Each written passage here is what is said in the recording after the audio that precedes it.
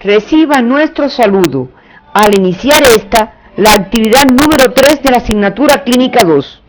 Durante la misma, orientaremos los contenidos correspondientes a los principales síntomas, signos y síndromes del sistema genitourinario y las evidencias de laboratorio e imagenológicas que apoyan el diagnóstico. Al concluir la actividad orientadora, serán capaces de vincular los contenidos morfofuncionales y morfofisiopatológicos del sistema genitourinario con las alteraciones que se encuentran al interrogatorio del examen físico. Describir la semiotecnia, semiografía, semiogénesis y el semiodiagnóstico de los síntomas y signos más frecuentes en este sistema. Relacionar síntomas y signos en síndromes en este sistema. Describir la sindromología, sindromogénesis de los principales síndromes del sistema urinario. Seleccionar los exámenes analíticos, imagenológicos, generales y específicos utilizados en el estudio de los síndromes del sistema genitourinario, teniendo en cuenta los datos al interrogatorio y el examen físico. Identificar los resultados de las evidencias diagnósticas, analíticas e imagenológicas. De los conocimientos de las asignaturas precedentes, conocen los elementos anátomo-funcionales de este sistema, lo complejo de sus funciones muy relacionadas entre sí. Nos referimos a filtración, excreción y reabsorción para mantener el equilibrio de la homeostasis, la concentración electrolítica del equilibrio ácido básico, el mecanismo fosfocálcico, la presión arterial y la eritropoiesis, además de garantizar la excreción de los productos finales del catabolismo proteico. Al decir del investigador Homer Smith, es la base principal de nuestra libertad fisiológica. El estudio del sistema genitourinario, como su nombre lo indica, también comprende el sistema genital por lo relacionado en sus funciones y sintomatología. Nos ocuparemos en la actividad de hoy de los síntomas y signos urinarios y algunos síntomas del sistema genital, lo que en ocasiones se superponen en la sintomatología referida. Y además el estudio de los principales síndromes del sistema urinario, ya que los referidos al sistema reproductor femenino y masculino serán objeto de estudio en las asignaturas de los próximos trimestres. No menos frecuentes en la práctica médica son los síntomas de este sistema. El paciente puede consultar por diferentes razones. Sus síntomas pueden ser atribuibles al aparato urinario, como son el dolor lumbar, la disuria y la hematuria. O puede consultar por manifestaciones generales como edema, hipertensión arterial, que pueden estar relacionados con una enfermedad renal. Por último, puede ser un paciente asintomático, en quien puedes descubrir una alteración de la función renal por una evaluación clínica en estadios iniciales o por un análisis de orina, de aquí la importancia de la pesquisa que puedes realizar en tu comunidad. Entre los principales síntomas y signos, nos ocuparemos del dolor de etiología urogenital, la hematuria y la leucorrea. Los otros síntomas y signos serán objeto de estudio independiente. Además, serán profundizados en otras asignaturas posteriores. El dolor de causa renal es habitualmente lumbar y se describen dos modalidades según su origen capsular o en las vías de excreción, este último llamado cólico nefrítico. En ambos tipos de dolor tendrás en cuenta describir las características semiográficas para todo dolor. El de origen capsular se produce por la irritación de las terminales sensitivas presentes en la cápsula y en el peritoneo parietal posterior. Se describe este como un dolor a nivel lumbar alto, habitualmente fijo, y si se irradia a los flancos o región de hipogastrio y se presenta durante la micción, puede notar reflujo vésico ureteral. Este es de ligera intensidad, profundo, que puede describirse como constrictivo, de instalación paulatina, que aumenta con la marcha y disminuye al reposo. Puede variar en el tiempo de horas a meses, dependiendo de su causa. Se acompaña de síntomas y signos como la fiebre, orinas turbias, hematuria y síntomas de irritación vesical como la polaquiuria, disuria y el tenesmo vesical. En el semiodiagnóstico del dolor de origen capsular tendremos en cuenta la pielonefritis aguda, la hidronefrosis, el infarto del riñón por obstrucción arterial, las neoplasias malignas del riñón, el trauma renal, el que puede ocasionar hematoma perirrenal, y la tosis renal. Por otra parte, el dolor llamado cólico nefrítico es de localización lumboabdominal, que en ocasiones se localiza unilateralmente en el hipocondrio, flanco o fosa ilíaca, lo que tiende a confundirnos con otro órgano intraabdominal, con una irradiación característica, siguiendo el trayecto del uréter hacia abajo y adelante, hacia el testículo en el hombre y el labio mayor en la mujer, y puede alcanzar la cara interna del muslo. La intensidad se describe como uno de los dolores más intensos, describiéndose una característica que el enfermo no puede estar quieto, lo que genera gran intranquilidad y adoptar varias posiciones. Se presenta en forma brusca, aunque se describen algunos síntomas prodrómicos como pesantez lumbar, hematuria y polaquiuria. Es continuo, con paroxismo, a tipo cólico, con una duración de horas hasta días. Los síntomas acompañantes hacen un cortejo de síntomas digestivos, renales y generales, entre los cuales están la hematuria, la polaquiuria, anuria, tenesmo vesical, tenesmo rectal, náuseas, vómitos y hasta veces hilio paralítico. Los músculos paravertebrales pueden estar contraídos, condicionando una posición antálgica.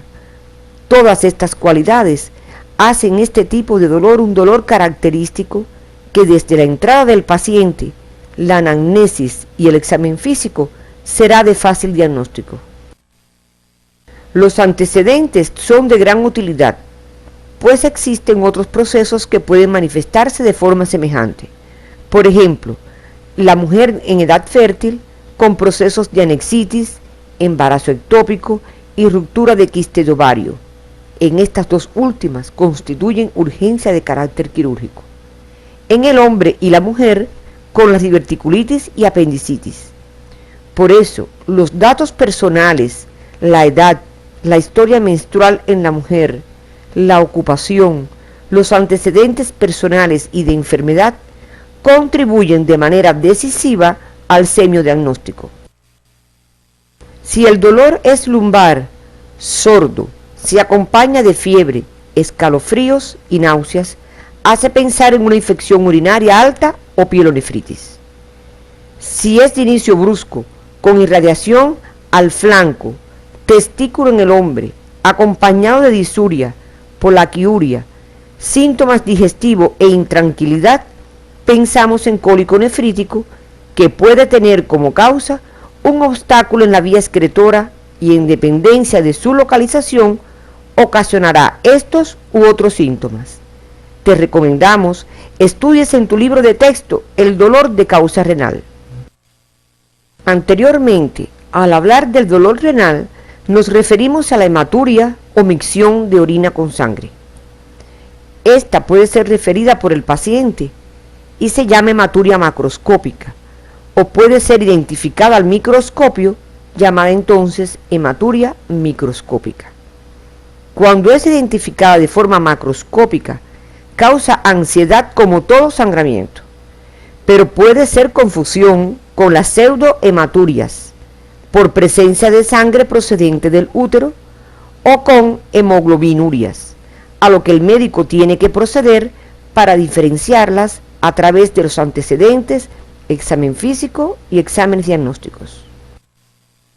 Un dato importante al interrogatorio que forma parte de la semiografía es el momento de la micción en que se produce la hematuria, lo que nos podrá orientar el punto que sangra. Es decir, Si la hematuria es al inicio de la micción, suele decirse que es proveniente de la uretra o la próstata. Si es al final de la micción, se dice que es terminal y puede originarse en la vejiga. Si por el contrario se produce en toda la micción, se habla de hematuria total, y aunque el sangramiento puede estar localizado en cualquier punto, suele ser de causa renal o ureteral. La semiogénesis de la hematuria está dada por lesión en una vía urinaria o por enfermedad general. La base patogénica la constituye la lesión de vasos capilares o arterias y en ocasiones por trastornos hemostáticos. Una clasificación semiológica de la hematuria que te puede ayudar en el interrogatorio es la siguiente. Por su intensidad puede ser macro o microscópica. Por su ritmo de eliminación puede ser recurrente o persistente. Por su origen glomerular, urológica u otra. En relación a la micción puede ser inicial, terminal o total. Las principales causas de hematuria son las litiasis pielocaliciales, ureteral, vesical o uretral. Los tumores del riñón. Se refiere que la hematuria puede ser la única queja de un paciente y puede constituir el aviso de un hipernefroma. Otras causas son los tumores de próstata y vejiga, tuberculosis del riñón, del uréter o de la vejiga, de origen renal, como ocurre en las enfermedades glomerulares, el infarto renal, trauma de riñón, riñones poliquísticos, entre otros. De origen sistémico, en el curso del tratamiento por anticoagulante, síndromes purpúricos y rasgo drepanocítico. Otros síntomas y signos del sistema renal debes estudiarlo en tu libro de texto. Nos referimos a los trastornos de la micción, alteraciones del color y densidad de la orina, el tenesmo vesical, entre otros que pueden acompañar a los ya estudiados hoy. Revisa esto en los materiales de apoyo que aparecen en tu CD y en tu propio libro de texto. De forma general podemos decir que la anamnesis, el examen físico general, regional del abdomen y otros sistemas relacionados serán el colofón del estudio ante un paciente antes de enviar una muestra de orina para ser analizada, la que de forma simple puede ofrecer muchos datos de interés y orientar al diagnóstico. Los antecedentes de ingestión de medicamentos como analgésicos, anticonceptivos o antibióticos pueden ser causa de hematuria por producción de necrosis papilar o nefritis intersticial. El examen de abdomen en todos sus cuadrantes, las regiones posteriores, los genitales externos, las maniobras de percusión lumbar posterior, el tacto rectal, entre otros elementos del examen físico, son de vital importancia. Uno de los exámenes contrastados utilizados en el estudio del sistema urogenital es la cistografía retrógrada. Uno de los hallazgos imagenológicos es la presencia de un divertículo de vejiga capaz de producir sintomatología renal. La imagen es radioopaca, aparece en forma de bolsa por fuera de la vejiga y observa además en esta imagen de la pantalla cómo asciende el contraste por reflujo vesicureteral.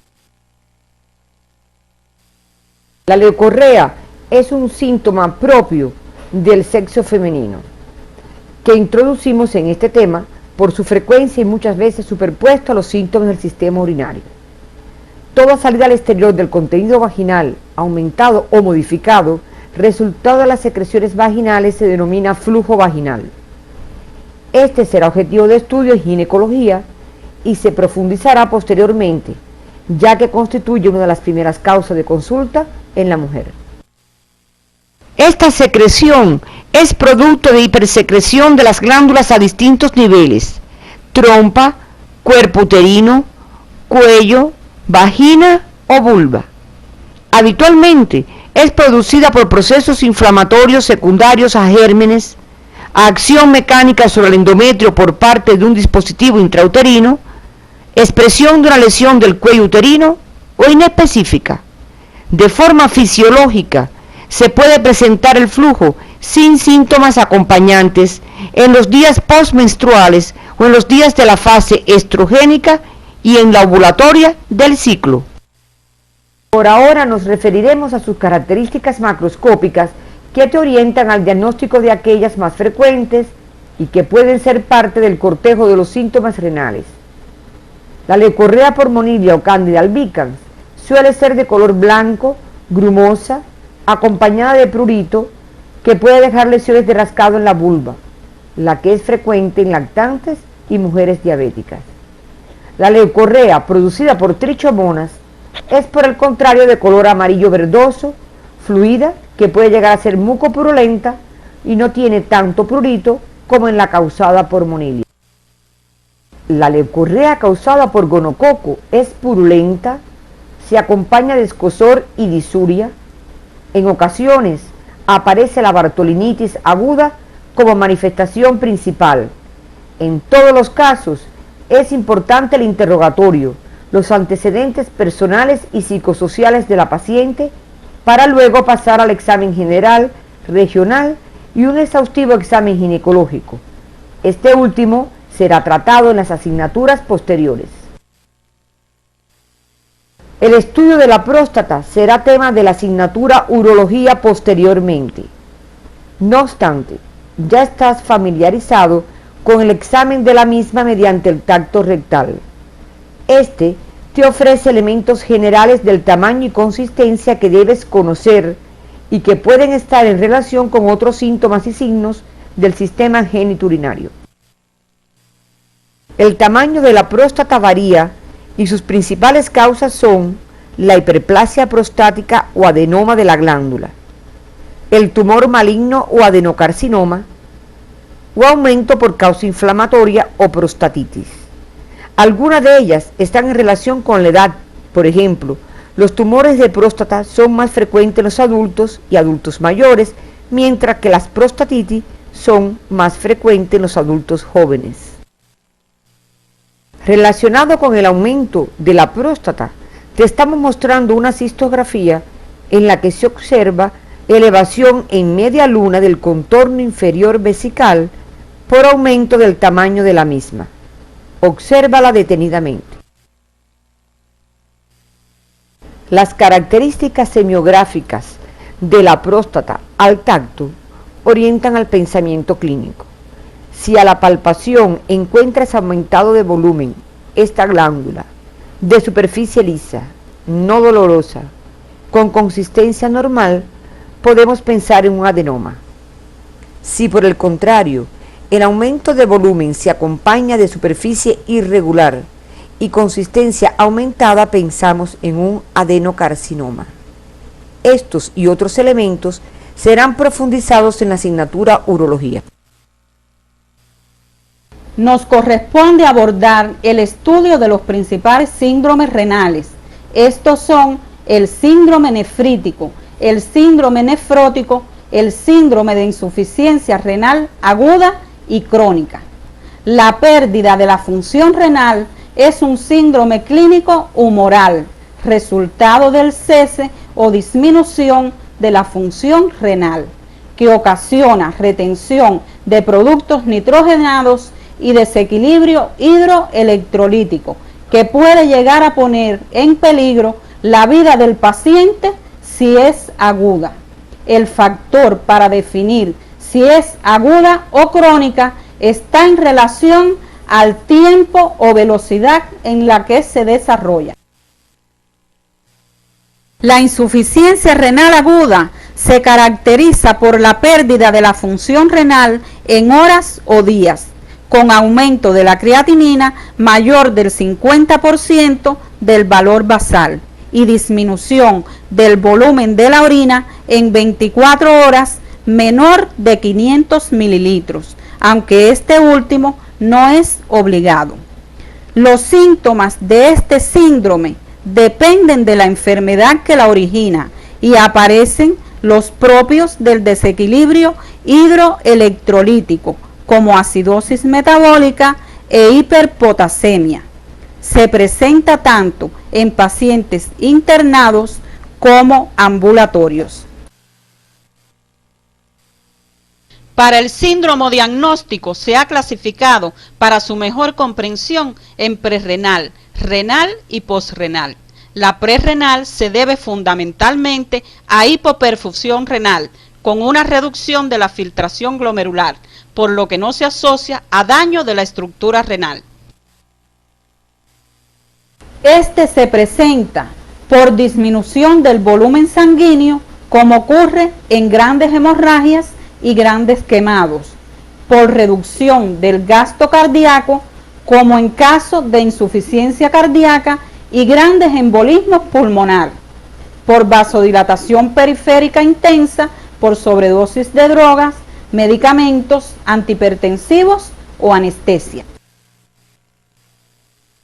La de causa renal representa el 40% de todas las insuficiencias renal agudas, pudiendo estar afectados el intersticio, el túbulo, el glomérulo o los vasos.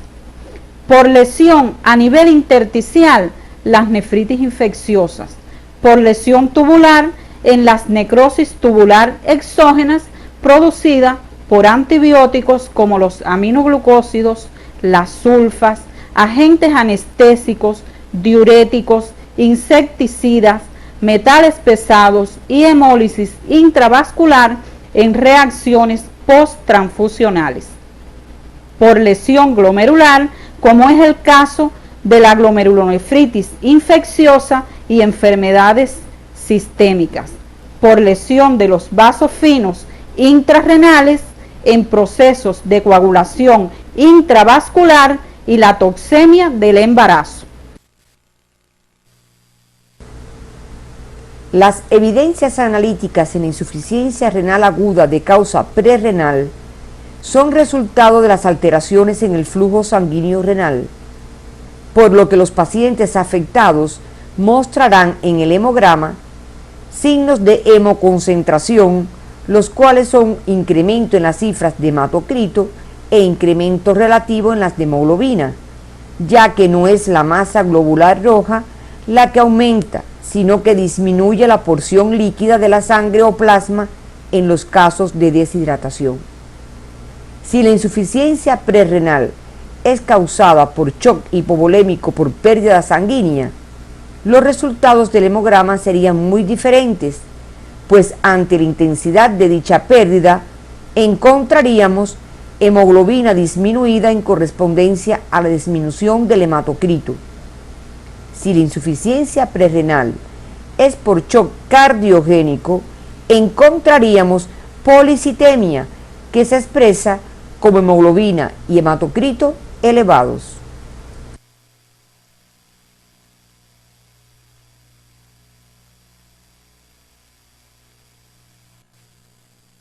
Cuando la orina es escasa y concentrada, el color es amarillo intenso. La densidad está incrementada, lo que es proporcional a la cantidad de sales disueltas que son excretadas.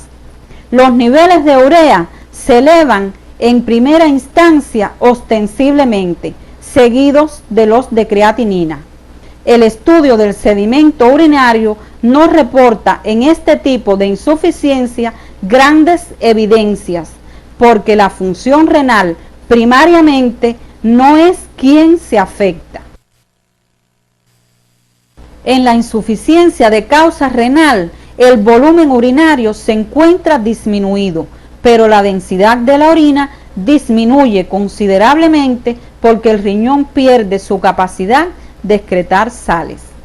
Los ácidos séricos, urea y creatinina se elevan considerablemente desde el inicio del síndrome.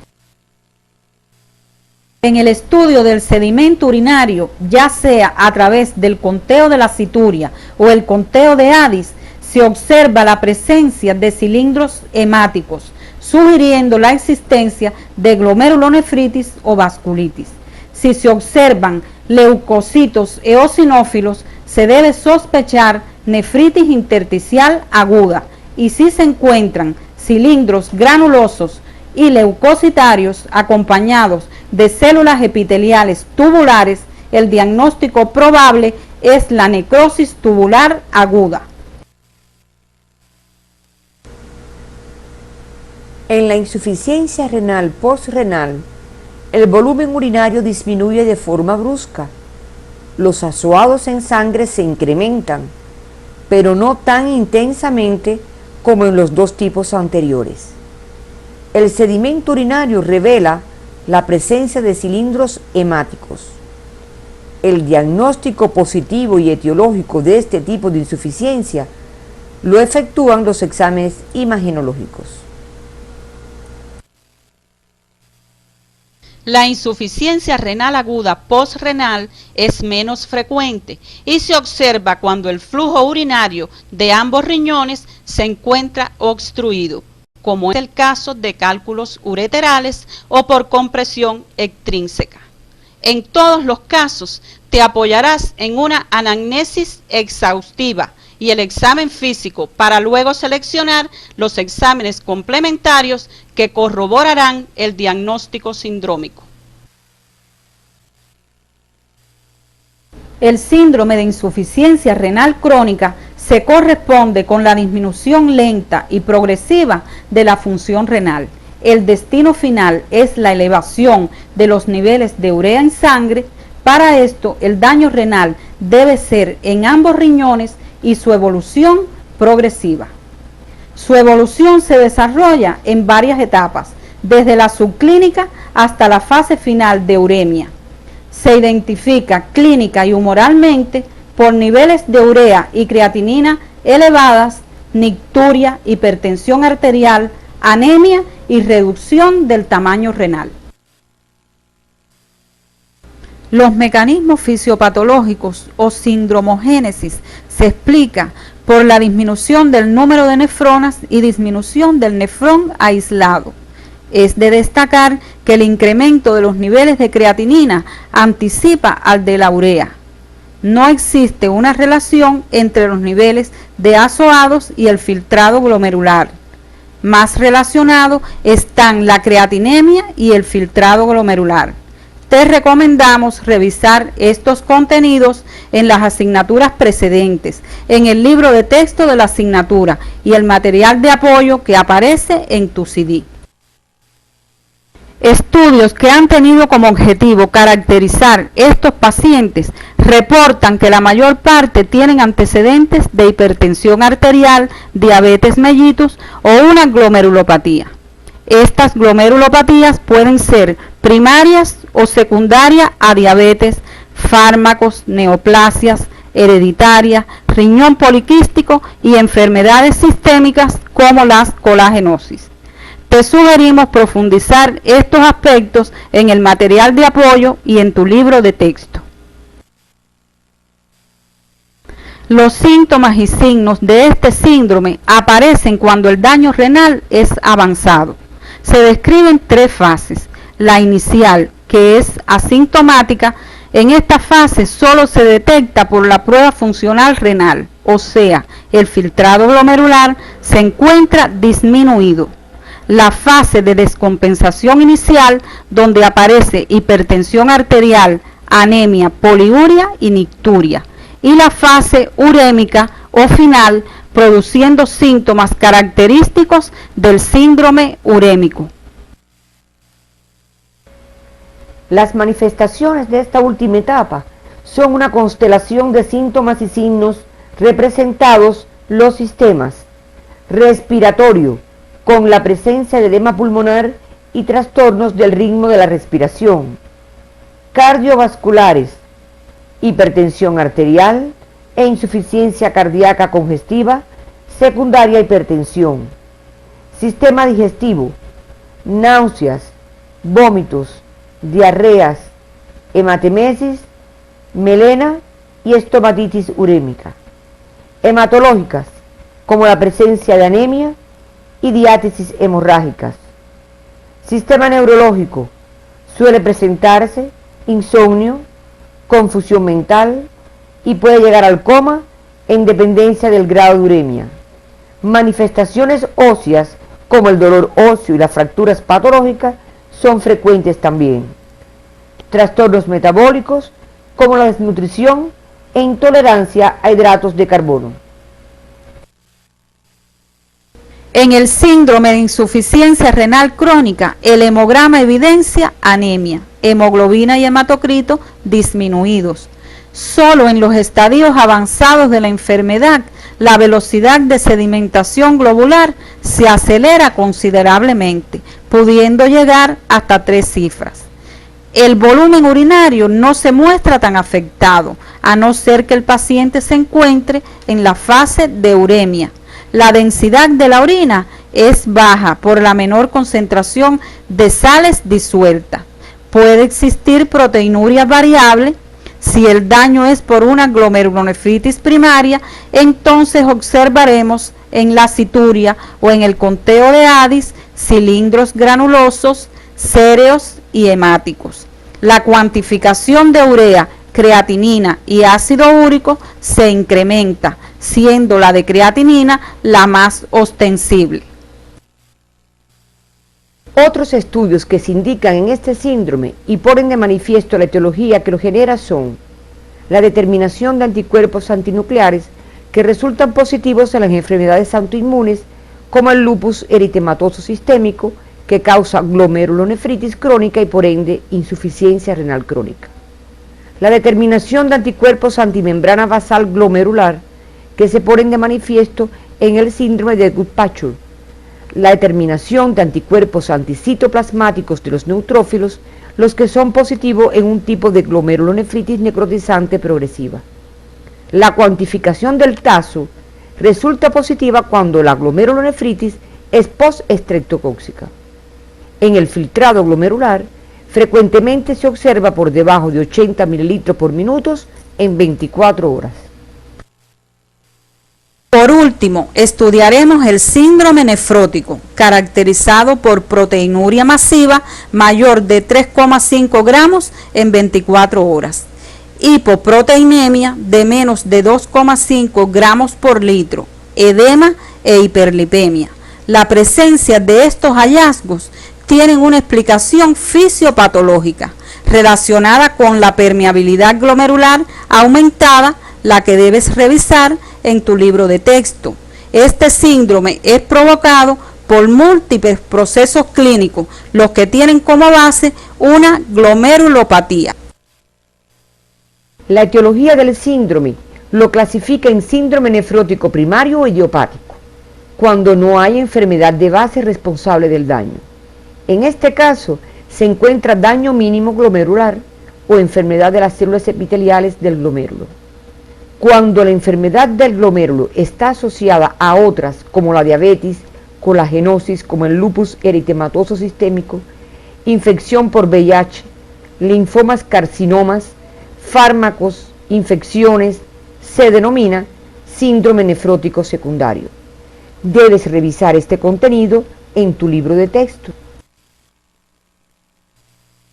Como ya expresamos, es un síndrome clínico humoral, por lo que los exámenes diagnósticos de laboratorio son de vital importancia, no solo para el diagnóstico, sino para la evolución del síndrome. En el hemograma observamos cifras de hemoglobina y hematocrito disminuidos. La densidad urinaria se encuentra aumentada. La proteinuria caracteriza y define el síndrome. La cantidad de proteínas excretadas es de 3,5 gramos o más en un periodo de 24 horas. La orina se observa con abundante espuma debido a la proteinuria. En la cituria existe proteinuria marcada, cilindros hialinos granulosos y grasos. En las fases finales de la enfermedad puede observarse cilindros serios. En el sedimento urinario también se observan lípidos en forma de gotas llamados lipoides birrefringentes, los cuales deben observarse con el microscopio de luz polarizada. Estudios bioquímicos que resultan evidencias diagnósticas en este síndrome son proteínas totales disminuidas considerablemente, al igual que las fracciones de albúmina como de globulinas. En la electroforesis de proteínas se observa un patrón característico, donde existe disminución de las zonas de albúmina y gamma globulina y aumento de las alfa globulinas. Este incremento de la zona alfa corresponde con la hipercolesterolemia a expensas de LDL e hipertrigliceridemia por VLDL que se produce en el síndrome a consecuencia de la marcada proteinúrica. Para el estudio del síndrome nefrítico te recomendamos la bibliografía básica y el material de apoyo que aparece en tu CD. Todos los síntomas, signos y síndromes estudiados pueden ser de aparición en pacientes ambulatorios, algunos secundarios o complicaciones de otras enfermedades, por lo que debes tener presente para ir a su pesquisa. Ejemplo de ellos es la insuficiencia renal crónica, pudiendo encontrar a estos pacientes en tu comunidad. Orientaremos ahora los estudios imagenológicos más utilizados en este sistema. Para realizar los exámenes contrastados del riñón, es necesaria la preparación del paciente igual al tracto urinario simple.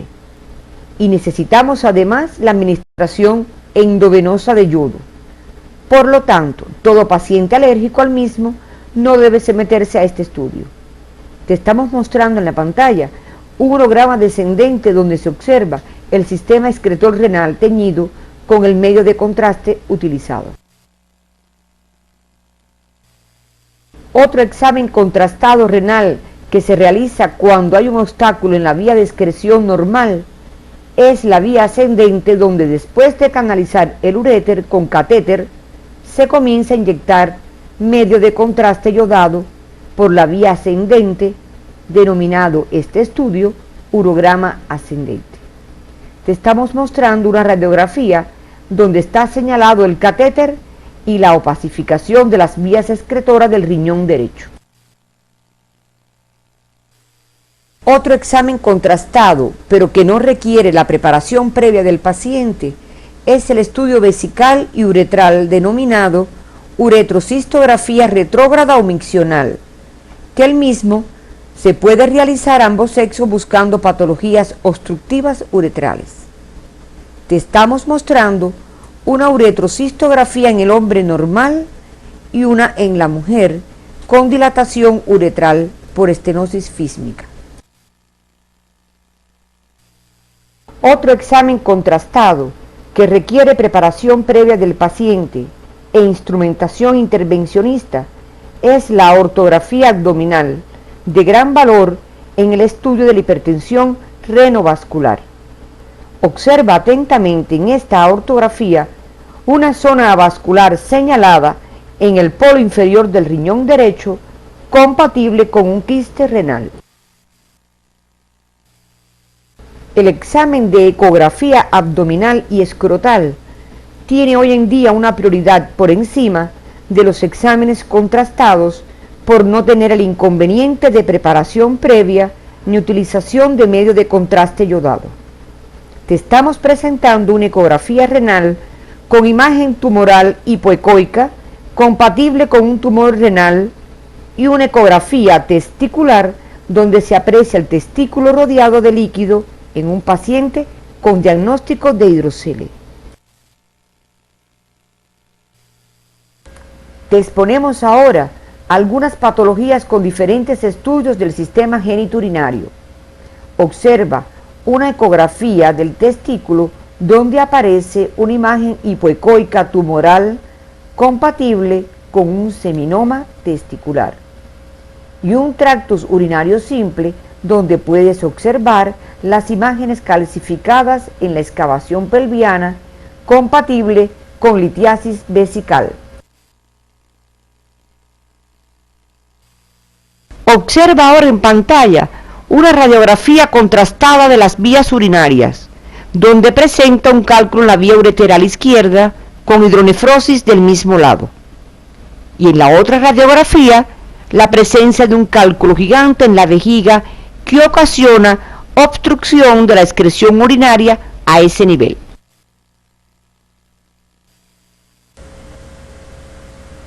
En este otro corte de la tomografía axial computarizada, se observa una disminución de la masa renal en ambos riñones, lo que puede encontrarse en caso de síndrome de insuficiencia renal crónica. En este otro corte de tomografía axial computarizada, aprecien la atrofia renal bilateral que acompaña también al mismo paciente anterior. La imagen que están observando se corresponde con una estenosis uretral vista a través del examen contrastado cistografía retrógrada. Esta estenosis puede ocasionar sintomatología renal y un síndrome de insuficiencia renal. Al finalizar la actividad, podemos arribar a las siguientes conclusiones. El dolor de localización lumbar alto de origen renal tiene características semiológicas distintivas, el que puede acompañarse de síntomas renales como disuria y hematuria, otros síntomas generales y de otros sistemas. La hematuria obedece a múltiples causas renales y su semiografía nos orienta a precisar el lugar del sangramiento en el tracto urinario. La hipertensión arterial y los edemas acompañan a síndromes renales que evolucionan a la cronicidad. El síndrome de insuficiencia renal crónica puede cursar silenciosamente, por ello es importante conocer su etiología y síndromes asociados para ir a su pesquisa clínica y humoral.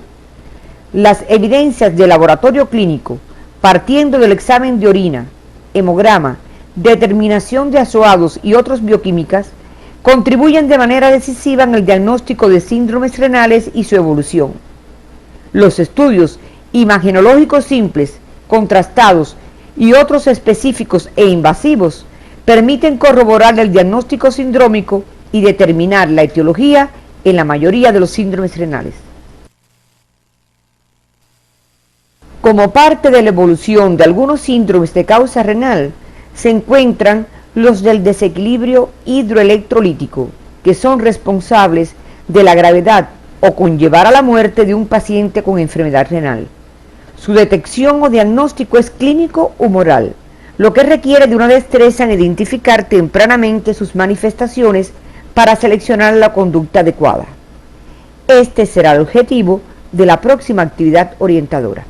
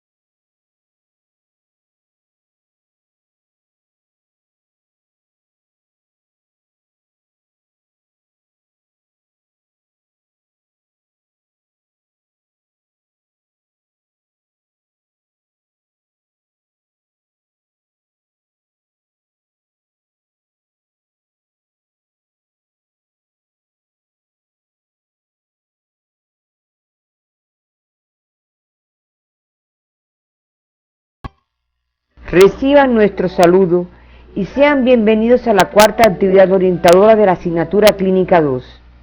Orientaremos los contenidos correspondientes a los síntomas, signos y síndromes del desequilibrio hidromineral. Al concluir la actividad, serán capaces de rememorar los principales mecanismos morfofisiológicos que permiten la regulación del equilibrio hidromineral y ácido básico en el organismo, identificar los principales síntomas y signos que expresan alteraciones en este sistema, reconocer los principales síndromes de deshidratación y su sindromografía y sindromogénesis, reconocer los principales síndromes de desequilibrio ácido básico y su sindromografía y sindromogénesis, interpretar el resultado de las evidencias analíticas más importantes que se utilizan para el diagnóstico de las alteraciones hidrominerales y ácido básicas. Como ya sabes, el agua es el elemento más importante junto con el oxígeno. El hombre puede vivir varios días sin alimentos, pero pocos días sin agua. El hombre necesita tomar agua del exterior. ya que la cantidad que recibe en virtud de las reacciones químicas que se producen en su organismo es insuficiente para satisfacer sus necesidades.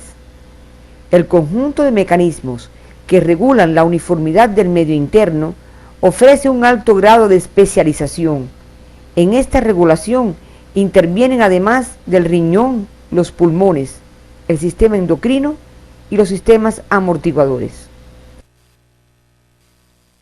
En el adulto, el agua constituye del 60 al 70% del peso corporal. El agua y los electrolitos se encuentran en el organismo distribuidos en 3 compartimentos: el intracelular, el intersticial y el vascular, llevando a la célula las sustancias nutritivas que ésta necesita y arrastrando las sustancias de desecho. La cantidad de agua del organismo está influida por la cantidad de grasa. A mayor cantidad de grasa, menor cantidad de agua, por lo que la proporción de agua en la mujer es menor que en el hombre. El líquido extracelular está dividido en 2 componentes, el líquido intersticial y el vascular. El líquido intersticial es el que baña las células y queda fuera de los vasos. A este se debe añadir el líquido transcelular, que incluye el líquido cefalorraquídeo, las secreciones gástricas, hepática e intestinal, los líquidos de espacios potenciales y los de cavidades serosas. En la célula hay entrada y salida constante de líquidos. Esta conservación se mantiene de manera indirecta por mecanismos que dependen del volumen de sangre y su osmolalidad. Los volúmenes y la distribución de los líquidos corporales son constantes homeostáticas conservadas por las ganancias o ingresos y las pérdidas o salidas. Como recordarás de tus estudios de morfofisiología 4, el organismo posee un mecanismo de control del agua en el mismo que le permite un adecuado equilibrio hidrosalino para garantizar la supervivencia. Los sistemas de corrección se verifican a través de informaciones de tipo osmótico y presor, y se ejercen tanto sobre el volumen hídrico como sobre la concentración salina, pues debes recordar que el sodio representa el 90% de los electrolitos plasmáticos. El riñón es el principal órgano regulador de la cantidad total de agua. Si se ingiere mucho líquido, aumentará la diuresis, y si hay deshidratación, disminuye la misma, lo que se encuentra regulado por los efectos de la hormona antidiurética sobre los túbulos contorneados distales y los colectores, pues tiene como función permeabilizar esos tubos y favorecer la reabsorción de agua. Revisa en tu libro de texto las principales consideraciones fisiológicas de este sistema de control.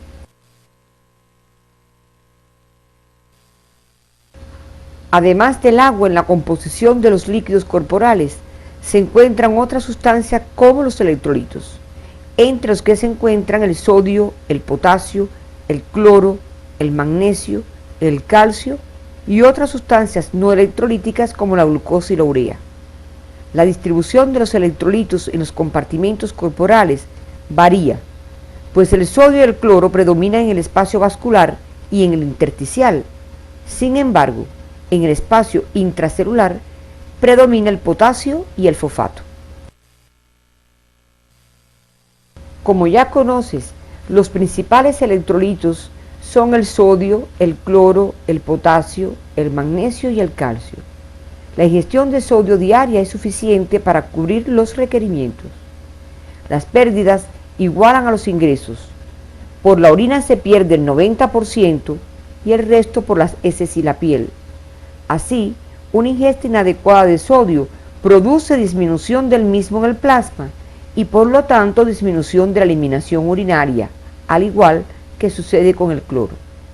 Como recordarás, la mayor parte del sodio se reabsorbe por el túbulo proximal y el resto por el túbulo distal, lugar donde interviene la aldosterona y donde se produce el intercambio de sodio por potasio para la excreción de este último. Debes recordar además los factores que controlan la secreción de aldosterona, como son estímulos que dependen del volumen, estímulos que no dependen del volumen, los niveles fisiológicos de la ACTH, la existencia de una hormona denominada adrenoglomerulotropina. Estos mecanismos debes revisarlos también en tu libro de texto. Como ya conoces, el potasio es el catión más importante del espacio intracelular. Se ingiere por la dieta y está presente en casi todos los alimentos y se elimina casi todo por la orina. El potasio filtrado por el glomérulo se reabsorbe al nivel del túbulo proximal, por lo que el potasio que aparece en la orina definitiva es un producto de la excreción del túbulo distal, donde se intercambia con el sodio por acción de la aldosterona, por lo que a mayor eliminación de sodio por el glomérulo, más potasio se perderá. Es importante recordar que este catión tiene la relación con el equilibrio ácido-básico y el pH de la sangre, pues generalmente en los casos de acidosis hay una hiperpotasemia y en los casos de alcalosis hay una hipopotasemia. Los mecanismos de regulación del calcio y el fosfato en el organismo debes revisarlo en tu libro de texto. Si existe una desproporción entre los líquidos ingeridos y los que se pierden, el equilibrio del agua es negativo y surge la deshidratación, en la que no solo se pierde agua, sino también electrolitos.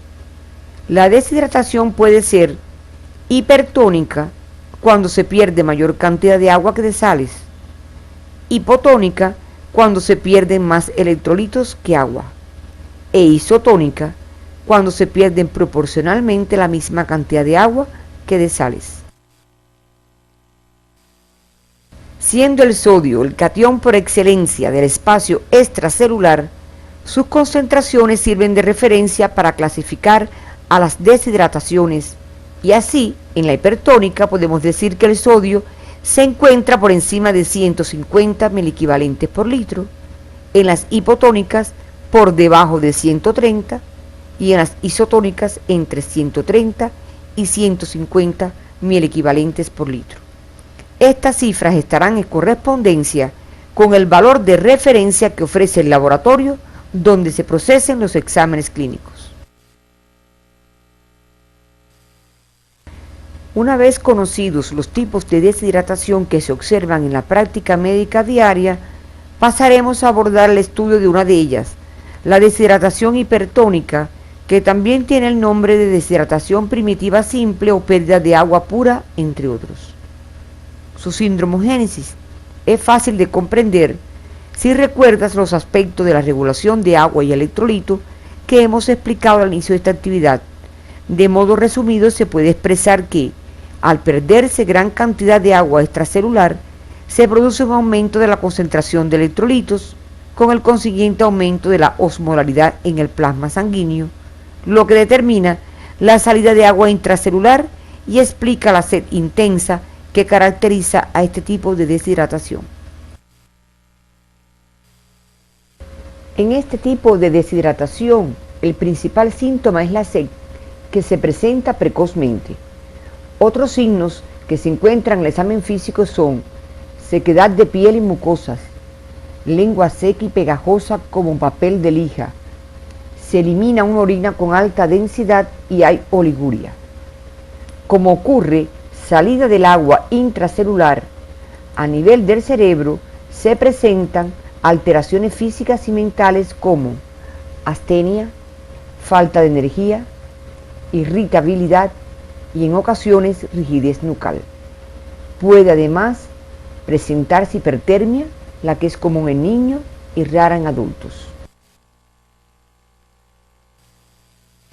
El diagnóstico analítico de los desequilibrios hídricos y electrolíticos se realiza a partir de la medición de los iones en el suero y en la orina de los pacientes afectados. De esos resultados, el diagnóstico que se obtiene es el de desequilibrio hidromineral. A continuación exponemos las evidencias diagnósticas que encontramos en ellos. En el síndrome de deshidratación hipertónica, los estudios muestran las siguientes alteraciones. El volumen urinario disminuye proporcionalmente al grado de deshidratación y la densidad urinaria aumenta. En el hemograma existe hemoconcentración, por lo que se revelan cifras de hematocrito aumentadas. El ionograma sérico muestra niveles de sodio elevados, lo que se denomina hipernatremia. Los valores de potasio y cloro se afectan en dependencia de la causa de la deshidratación y puede existir hiperpotasemia muy frecuentemente.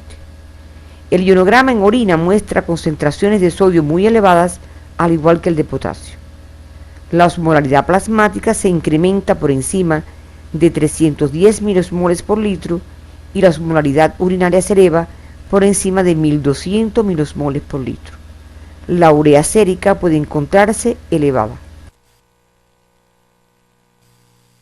La etiología de este tipo de deshidratación se puede agrupar en dos grandes grupos: disminución del aporte de agua y aumento de las pérdidas acuosas. Las entidades que producen las mismas debes revisarlas en tu libro de texto. Otro tipo de deshidratación es la hipotónica, en la que se pierde mayor cantidad de sales que de agua, de ahí su nombre. Su síndromogénesis se caracteriza por una pérdida de electrolitos mayor que de agua, lo que produce una disminución de la presión osmótica en el espacio vascular que determina el paso del agua hacia el interior de la célula, produciéndose una sobrehidratación intracelular. En la sindromografía de este tipo de deshidratación encontraremos los siguientes síntomas y signos. Al examen físico general, sequedad de la piel y las mucosas, con una fascia caracterizada por hundimiento de los ojos y la presencia de pliegue cutáneo que constituye su signo esencial. Revisa los lugares donde se debe explorar este en tu libro de texto. Ausencia de sed, a diferencia de la hipertónica. El aumento del agua intracelular determina alteración en las células nerviosas, lo que se detecta por manifestaciones nerviosas como son indiferencia, lasitud y apatía, con aparición temprana de intensa astenia, cefalea que se exacerba al ponerse el paciente de pie y la presencia de calambres. Hay hipotensión postural con pulso débil, que a veces llega a ser severa y conducir al shock hipovolémico. Las principales causas que la originan deben ser revisadas en su libro de texto. El síndrome de deshidratación hipotónica mostrará en el hemograma que el hematocrito se encuentra ligeramente elevado. La densidad urinaria disminuye por la menor concentración de sales en la orina.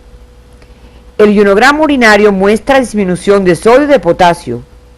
La osmolaridad en orina se encuentra por debajo de 500 milosmoles por litro, lo cual explica la disminución de la densidad de esta. El ionograma sérico muestra hiponatremia o sodio disminuido, aunque las concentraciones de potasio y cloro pueden afectarse en relación a la causa de la deshidratación. Por ejemplo, en la deshidratación causada por exceso de vómitos, existirá hipopotasemia e hipocloremia. La osmolaridad sérica disminuye por debajo de 290 milosmoles por litro.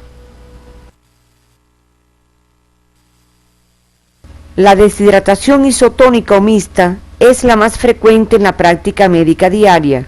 Su cuadro clínico incluye síntomas y signos de las dos formas anteriores. Revisa la sindromogénesis, la sindromografía y exámenes diagnósticos que debemos indicar en este síndrome en tu libro de texto. A manera de resumen, te presentamos el siguiente cuadro en el que puedes observar las características distintivas entre la deshidratación hipertónica y la hipotónica. Observa detenidamente.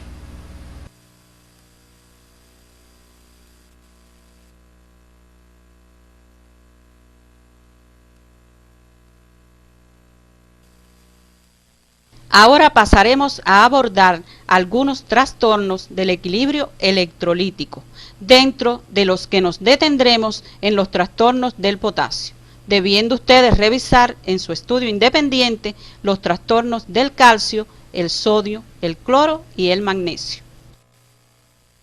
Como ya conoces, el potasio es el más importante de los cationes intracelulares. El 98% del mismo está en el espacio intracelular y el otro 2% en el espacio extracelular. Las células donde se encuentra su mayor concentración es en las musculares. En condiciones normales, las cifras del potasio intra y extracelular son bastante estables, ya que existe un paso constante de este ion de la célula al espacio extravascular.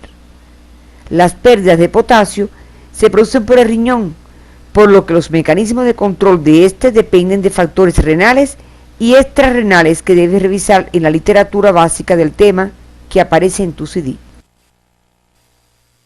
De lo anteriormente expuesto, se deduce que un trastorno del intercambio de potasio puede originar su aumento o hiperpotasemia o su disminución o hipopotasemia. Cuando hablamos que existe una hiperpotasemia, cuando las cifras de potasio en el plasma son superiores a 5,5 milequivalentes por litro, siendo clasificadas según las cifras en moderada, grave y muy grave, lo que debes revisar en la literatura básica del tema en el libro de Roca, capítulo 3, tomo 2.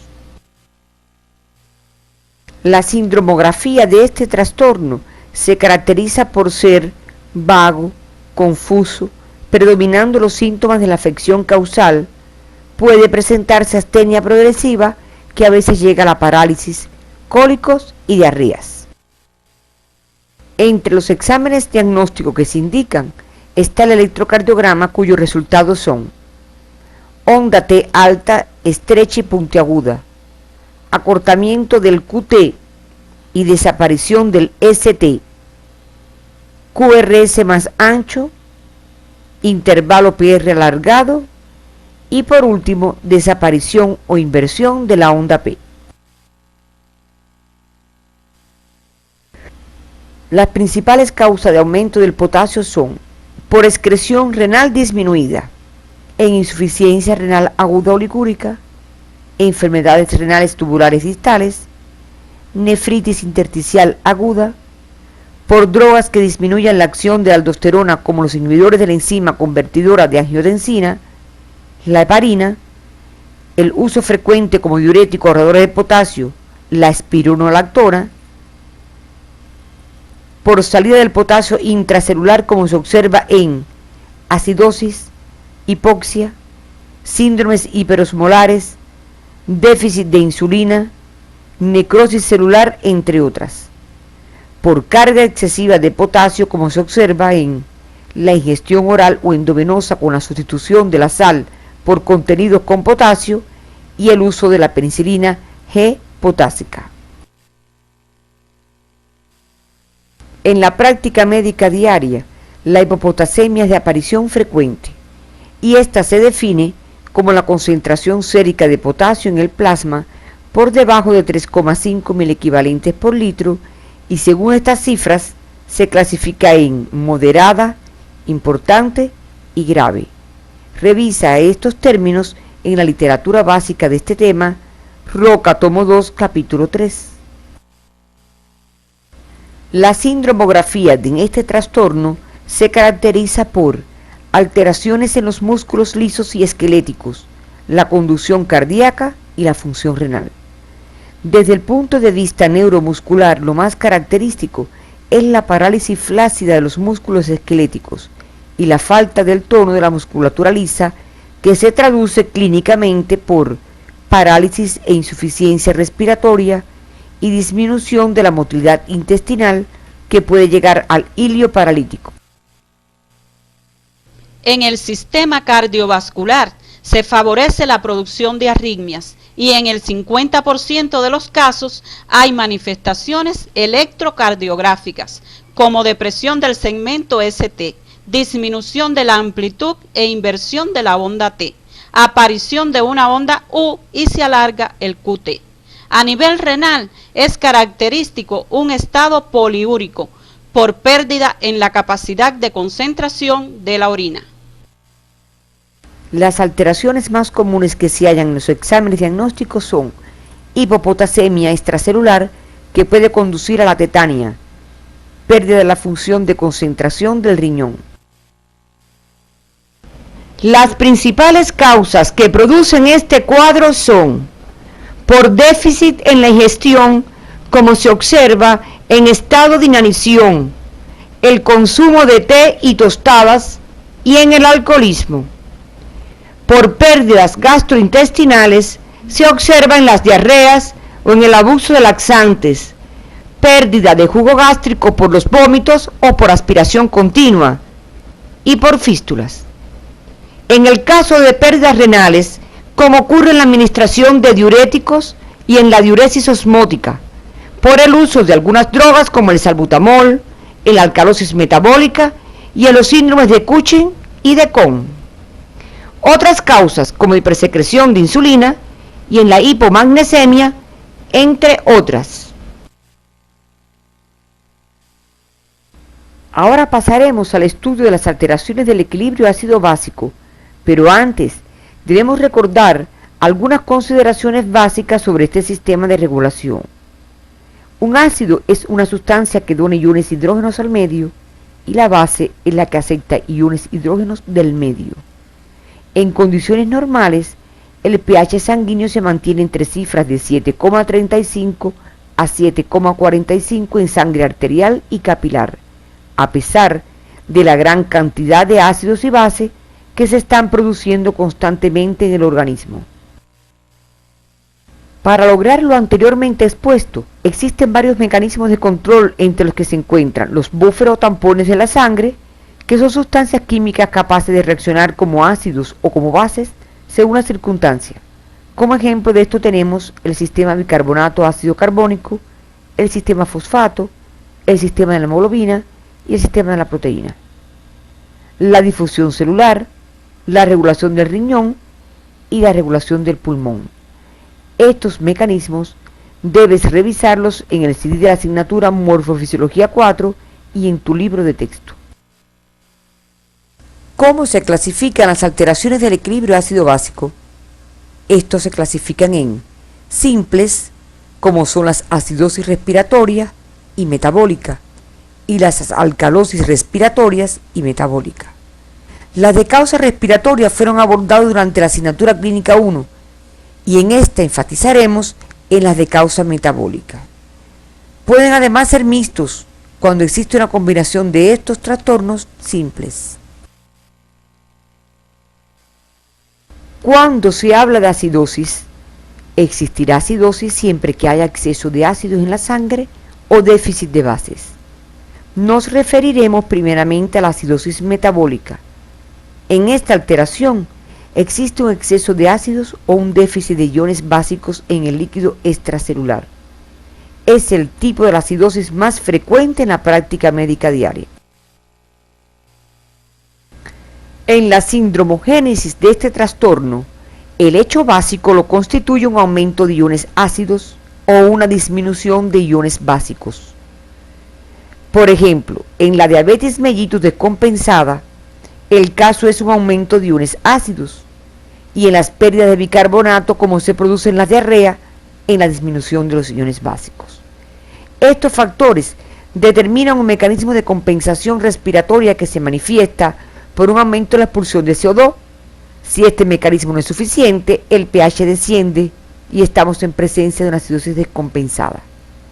Existen otros factores de compensación, como el renal y otros mecanismos buffer, que debes revisar en tu libro de texto.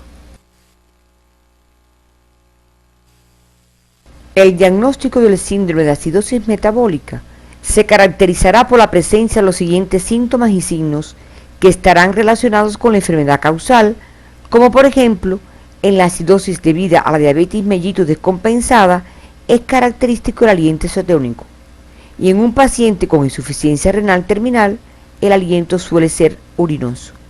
Al examen físico del sistema respiratorio puede hallarse trastornos del ritmo tipo Kussmaul. Puede aparecer además cefalea, estado estupuroso, hiporreflexia, parestesias, gran astenia, así como alteraciones de la conciencia que pueden llegar al coma. En el sistema digestivo suelen ser frecuentes las náuseas, los vómitos, las diarreas y la paresia intestinal.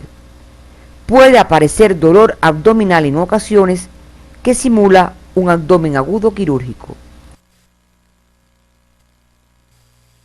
En el caso de la acidosis metabólica, es necesario la determinación de un parámetro que es de gran importancia a la hora de determinar la causa, y este indicador es los aniones restantes o anion gap. Este se calcula a partir de los valores plasmáticos de sodio y cloro en el ionograma, o en el caso del bicarbonato, tomando en cuenta las cifras brindadas por otros exámenes de laboratorio. Desde el punto de vista etiológico, las acidosis metabólicas se clasifican en dos grandes grupos: las que presentan anion gap aumentado y las que presentan anion gap normal. El diagnóstico analítico en ambas se efectúa a través de la hemogasometría arterial. El resultado de los parámetros es como te mostramos en la tabla que observas en la pantalla. Recuerda que cuando las cifras del pH se encuentran disminuidas, la acidosis metabólica es con acidemia. Te sugerimos revisar estos contenidos en el material Evidencias Analíticas Clínica 2 que aparece en tu CD. El ionograma sérico revela hiperpotasemia. La concentración del anion gap se encuentra por encima de 16 milosmoles por litro. La osmolaridad plasmática y urinaria se encuentran incrementadas. Estudia estos contenidos en el material complementario Evidencias Diagnóstica Clínica 2 que aparece en tu CD. Una vez determinado los aniones restantes o anion gap, se procede a clasificar la acidosis en acidosis con aniones restantes normales y con aniones restantes elevados. A punto de partida de esta clasificación, entonces, se determinan las causas que la producen. Entre la acidosis con aniones restantes normales tenemos las siguientes causas: las diarreas, el uso de acetosolamida, la ingestión de cloruro de calcio y cloruro de magnesio o tratamiento con colestiramina. Y las que presentan aniones restantes elevados, como se observa en la insuficiencia renal crónica terminal, en la cetoacidosis diabética, en la de ayuno y en la alcohólica. Y la causa tóxica, como se observa en las causadas por alcohol metílico, salicilatos, paraldehído y formaldehído, entre otras.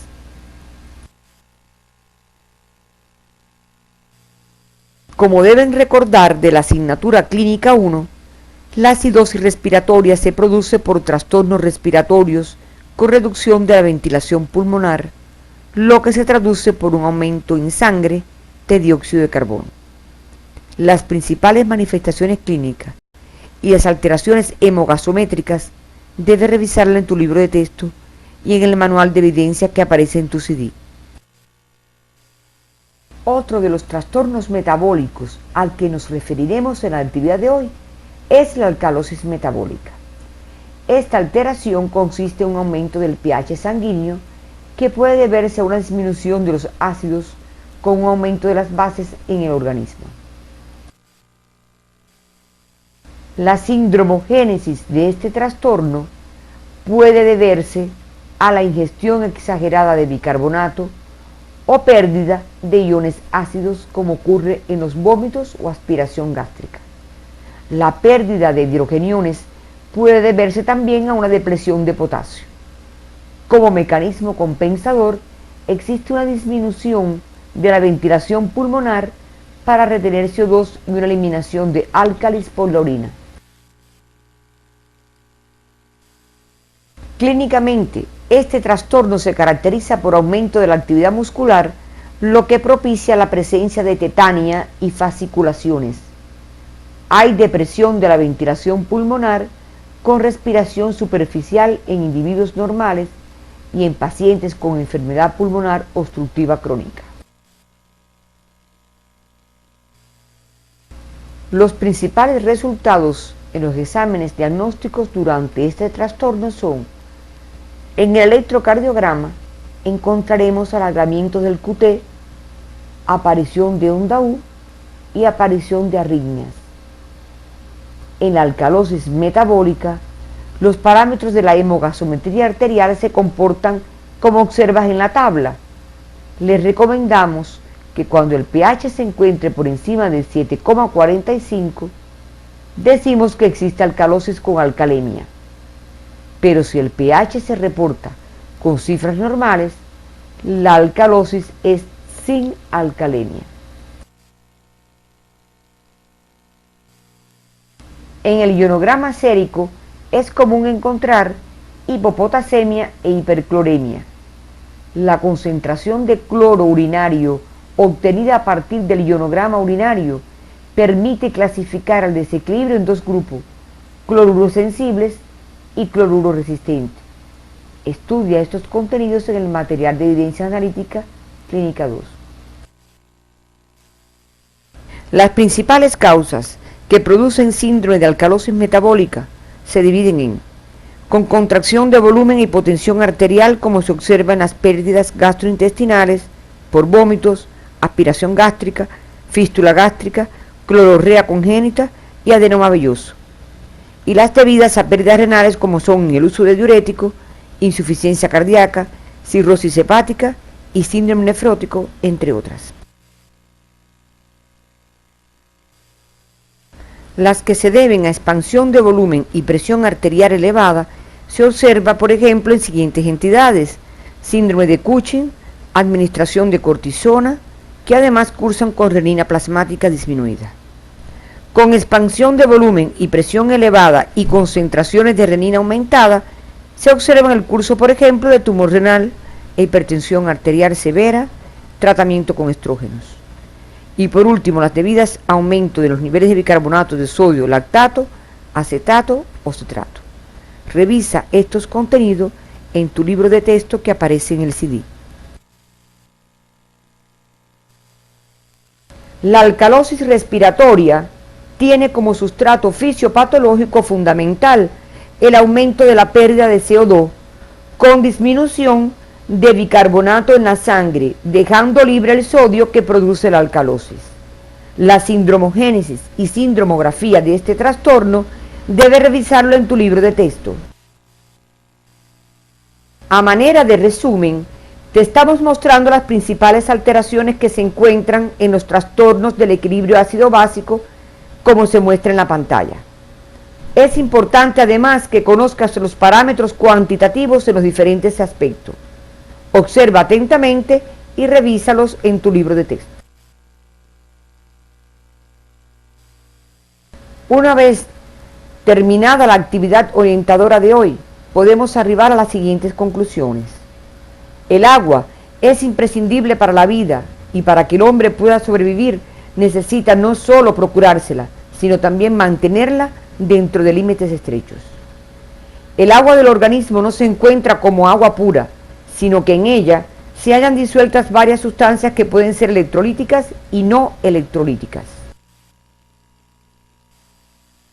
El agua y el sodio se encuentran relacionados de forma tan íntima que por lo general las alteraciones de uno repercuten sobre el otro, por lo que el equilibrio negativo de agua se denomina deshidratación hipotónica, hipertónica e isotónica, teniendo en cuenta la pérdida de este catión.